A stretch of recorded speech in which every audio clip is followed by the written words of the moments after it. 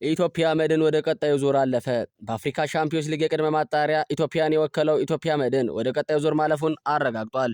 ኢትዮጵያ መድን ትናንት የቅድመ ማጣሪያውን የመልስ ጨዋታ ከዛንዚባሩ ክለብ ማላዴንጌ ጋር አድርጎ 3-2 ተሸንፏል። ባለፈው ሳምንት አዲስ አበባ ላይ ያደረገው የመጀመሪያ ጨዋታ 2-0 ያሸነፈው ኢትዮጵያ መድን በድምር ውጤት 4-3 በማሸነፍ ቀጣዩን ዙር ተቀላቅሏል። ኢትዮጵያ መድን በሁለተኛው ዙር የፒራሚድሱንና ኤፒአር ክለብ የሆነውን ከነሱ አሸናፊ ጋርም የሚጫወትም ይሆናል። የሊጉ መሪ ሊቨርፑል በክርስቲያን ፓላስ 2-1 በሆነ ውጤት ተሸነፈ። የመጀመሪያው አጋማሽ ላይ ክርስቲያን ፓላስን ቀዳሚ ያደረገች ጎል እስማኤል ሳራ አስቆጥሮ ወደ ረፍት ቢወጡም ከረፍት መልስ የአሰልጣኝ አርነ ስሎት ቅያሪ ሰርቶ ፌዴሪኮ ኬዛ 87ኛው ደቂቃ ወሳኝ ጎል ቢያስቆጥርም ኤደን ኒኬታ 90+7 ላይ ባስቆጠረ ጎል ክርስቲያን ፓላስን አሸናፊ አድርጓል። ይህንን ተከትሎ እነማን ምን አሉ? የሊቨርፑሉ አሰልጣኝ አርነ ስሎት ቡድናችን ለሊጉ ዋንጫ መፎካከር ከፈለገ የቆመ ኳስ ላይ ጥሩ መሆን እንደሚገባውም ገልጸዋል። ስለ ጨዋታው ያነሱት አሰልጣኝ አርነ ስሎት 1-0 ብቻ እየተመራን ረፍት በመውጣታችን በጣም እድለኞች ነበርን ሲልም ተናግረዋል። ለፕሪሚየር ሊጉ ዋንጫ መፎካከር ከፈለክ የቆመ ኳስ ላይ ጥሩ መሆን አለብህ ያሉት አርነ ስሎት ዛሬም በኒካስትልም ጨዋታ 2 ጎል በዛ መንገድ ተቆጥሮብናል ብለዋል። ከምናደርጋቸው ጨዋታ ሁሉ መማር አለብን፣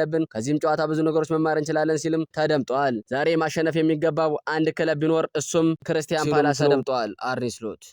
አክሎም የክርስቲያን ፓላሱ አሰልጣኝ ኦሊቨር ግላስነር ሊቨርፑልን ማሸነፍ ስሜቱ የተለየ መሆኑን ከጨዋታ በኋላ ተናግረዋል። ማሸነፍ ሁልጊዜም ጥሩ ነገር ነው፣ ነገር ግን ከፕሪሚየር ሊጉ ሻምፒዮን ጋር ሲሆን ደግሞ ስሜቱ ከዛ በላይ ነው ሲሉ አሰልጣኝ ኦሊቨር ግላስነርም ተናግረዋል። የመጀመሪያው አጋማሽ ክርስቲያን ፓላስ ከመጣው ወዲህ ምርጡ ነበር ያሉት አሰልጣኝ ድሉ የሚገባና ሲሉም ተደምጠዋል።